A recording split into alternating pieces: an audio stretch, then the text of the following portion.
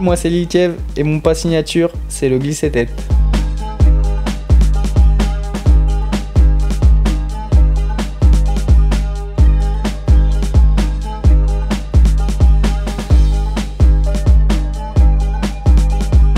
J'ai découvert le glisser-tête dans les années 2003, au début de ma carrière, et j'étais souvent sur la tête quand j'étais jeune, et à l'entraînement, indirectement, j'ai réussi à glisser sur la tête, et c'est vrai que ça a été un mouvement phare de ma carrière.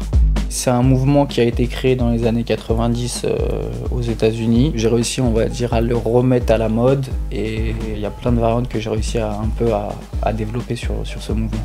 Aujourd'hui ça fait 20 ans et je sais que peu importe avec qui je vais travailler demain, que je dois faire un show et que les gens ils veulent que je fasse un passage, ils vont me dire ah bah tiens on peut faire une entrée où tu glisses sur la tête. Donc c'est marrant parce que ça fait 20 ans mais c'est indémodable.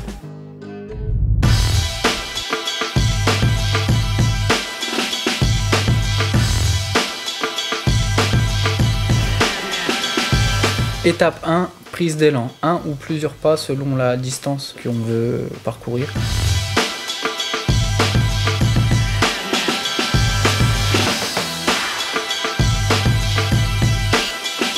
Étape 2, on va poser les mains au sol, pousser sur la jambe pour pouvoir glisser sur la tête. Attention de bien maîtriser la descente quand on pose la tête pour pas se faire mal.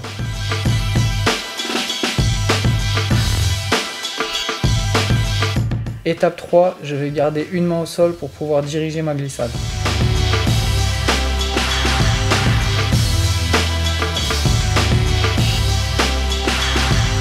Étape 4, fin de la glissade et on pose le freeze en fonction de la musique.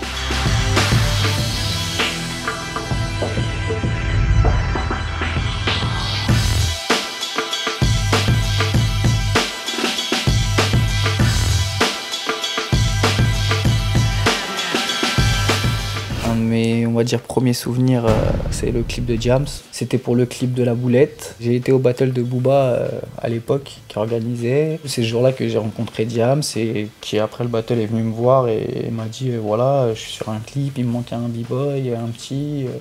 Est-ce que tu serais intéressé? C'est là qu'est partie la connexion Diams-Kev, on va dire.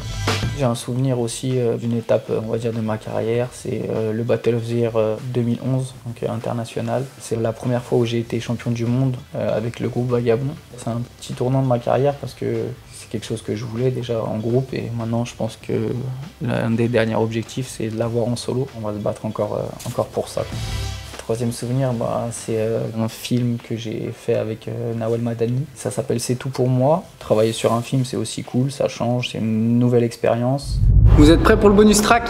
C'est maintenant.